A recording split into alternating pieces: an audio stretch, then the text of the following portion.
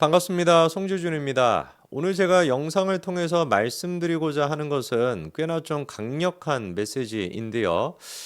많은 분들이 느끼고 계시는 것처럼 윤석열 대통령과 한동훈 위원장의 갈등이 불거지고 난 뒤에 반응이 뭐 여러 가지가 나오지 않습니까?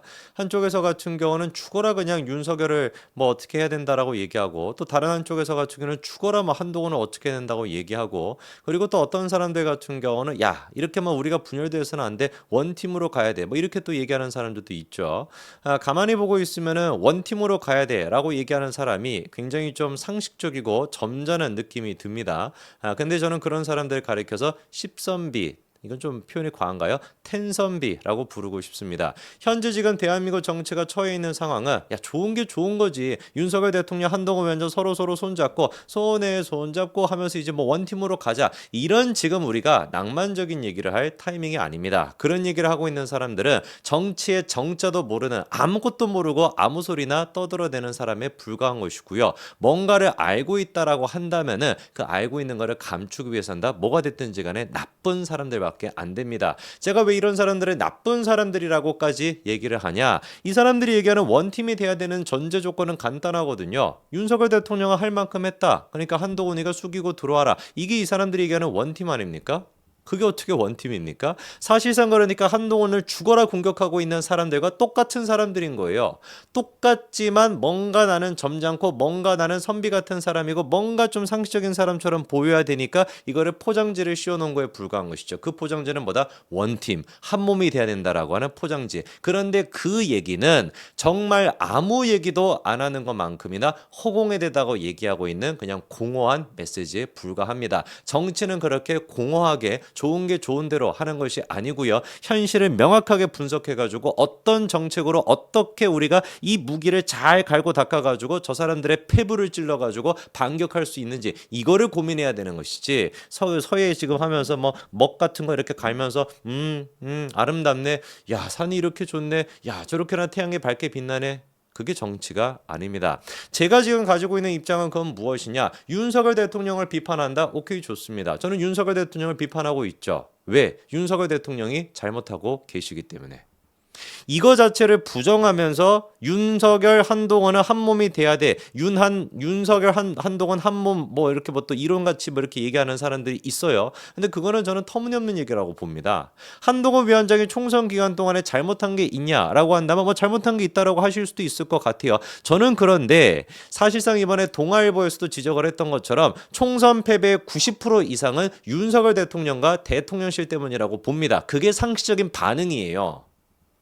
지금 시점에서 윤석열 대통령이 변해야 된다라고 얘기하지 않고, 윤석열 대통령이 잘못된 게 있다라고 지적하지 않고 한 몸이 돼야 된다라고 얘기하는 사람들은 정말 비겁한, 뭐라고 해야 됩니까? 이거를 비겁한 짓자 막 그런 사람들에 불과한 사람들인 겁니다. 아무런 의미가 없는 소리를 하는 것이고 하나만한 진짜 쓸모없는 인간의 그런 표본밖에 안 되는 얘긴 거예요. 지금 시점에서 우리한테 필요한 얘기는 도대체 윤석열 대통령이 뭘 잘못하고 있는지를 지적하고 바꿔나갈 수 있어야 됩니다. 그리고 적어도 지금 이 순간까지 한동훈 위원장은 잘못한 게 있다라기보다도 사실상 한동훈 위원장에 맞춰가지고 바꿔야 된다는 얘기도 아니고요. 국민 눈높이에 맞게끔 상식적으로 윤석열 대통령이 바뀌시게 된다면 자연스럽게 한동훈 위원장과 똑같은 위치에 올라가시게 될 겁니다. 왜? 한동훈이라고 하는 사람이 다 잘하고 있다는 것이 아니라 한동훈이라고 하는 사람은 적어도 국민 눈높이 상식에 맞게끔 행동하고 있거든요. 그거를 잘 보여주는 것이 뭐냐?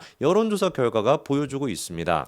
한국갤럽이 지금 이제 4월 달부터 시작해가지고 이번에도 여론조사 결과가 나왔는데요. 4월 첫 번째 주, 그러니까 총선 끝난 어떻게 직후다 보니까 그때 나왔던 여론조사 결과를 보게 되면은 4월 달에 나왔던 여론조사가 23%였습니다. 둘째 주, 셋째 주쯤에 나왔던 여론조사 결과였죠.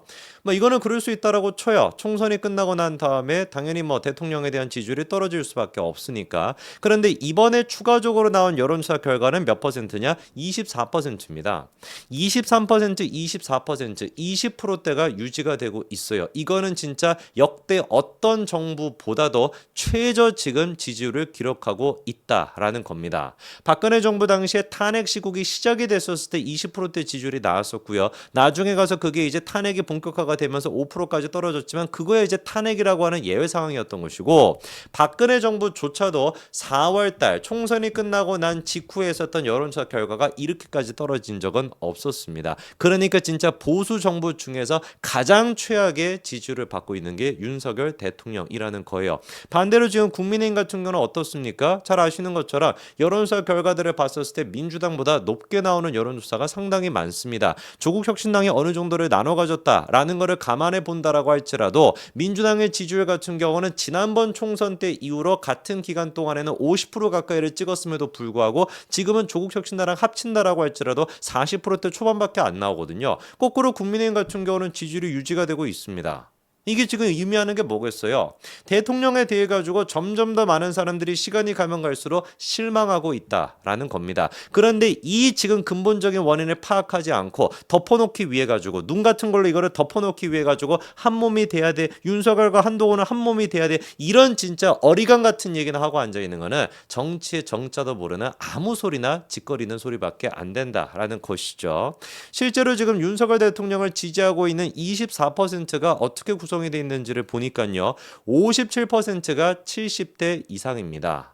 그리고 60대만 하더라도 38%밖에 안 되고요. 50대로 가게 되면 19%밖에 안 됩니다. 정말 그러니까 70대 이상에 계시는 분들 정도만 윤석열 대통령을 지지하고 있는 것이고 60대, 50대, 40대로 간다면 처참한 수준이라는 것이죠. 그러면 70대 이상인 분들이 어떤 이유를 가지고 윤석열 대통령을 지지하는 것이냐? 놀랍게도 윤석열 대통령을 긍정평가한 것 중에 1위가 32%가 뭐였냐? 모르겠다라는 겁니다.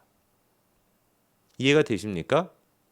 지금 그러니까 70대 이상에 계시는 분들 그냥 어떤 이유가 됐든지 간에 윤석열 대통령을 지지해야지 라고 생각하시는 그 분들 모른다라고 지금 답변하시고 계세요. 내가 왜 윤석열 대통령을 지지하는지 모르겠다라는 겁니다. 이분들을 만약에 우리가 제외해놓고 보게 된다면 사실상 지금 윤석열 대통령에 대해서 합리적으로 이성적으로 지지하시는 분들은 몇 퍼센트가 안 된다라는 거예요. 10%대 초반도 안 된다라고 생각할 수 있는 겁니다. 이거는 진짜 심각한 문제인 거예요. 70대 이상인 분들이 60% 가까이가 윤석열 대통령을 지지하고 있고 그중에 절반 32%나 되시는 분들 같은 경우는 내가 왜 윤석열을 지지하는지 모르겠다라고 답변하고 계시는 이 상황에서 이분들을 제외하고 나면은 사실상 일반 국민들 관점에서 왜 내가 윤석열을 좋아해야 되지? 라고 판단하시는 분들로 한정해 놓고 본다면 10%도 제대로 안 나올 수도 있다라는 겁니다. 이 지금 상황 근본적인 윤석열 대통령에 대한 문제점을 우리가 인식하고 바꿔나가야 된다라고 지적해도 모자랄 판인데 그냥 덮어놓고 한동훈 너 무릎 꿇고 들어와. 한동훈 너가 무조건 윤석열 대통령한테 잘못했다라고 하고 두 사람이 원팀이 돼야 돼. 라고 얘기하는 게 무슨 의미가 있겠습니까? 이번에 이제 모 방송 패널도 방송에 나와가지고 그렇게 얘기를 하시더라고요. 제가 알기로는 한동훈 위원장이 윤석열 대통령보다 더 섭섭해 하시는 것 같아요. 왜냐하면 대통령은 워낙에 대인배고 소탈한 성격이잖아요. 술도 좋아하고. 그런데 한동훈 위원장이 어떻게 보면 혼자 칩거하면서 상당히 더 감정이 뭔가 좀 쌓여있는 것 같아. 대통령실 때문에 본인의 정치 생명이 위기에 처할 정도니까 아마 아직까지는 감정이 안 풀린 것은 한동훈 위원장인 것처럼 보인다. 저는 하나도 동의할 수가 없습니다. 정말로 이분이 대통령의 측근이라고 알려져 있는 분이고 방송 패널도 워낙에 많이 나가시는 분인데 이분조차도 이렇게 얘기할 정도라고 한다. 물론 뭐 대통령과의 친분이나 뭐 이런 게 있으니까 이렇게 얘기하시는 것도 이해가 됩니다만 이거는 근본적인 문제 해결책이 되지 않습니다. 사실상 지금의 한동훈 위원장은 어쩔 수가 없습니다. 윤석열 대통령의 관계가 끝이 났다라고 봐야 돼요.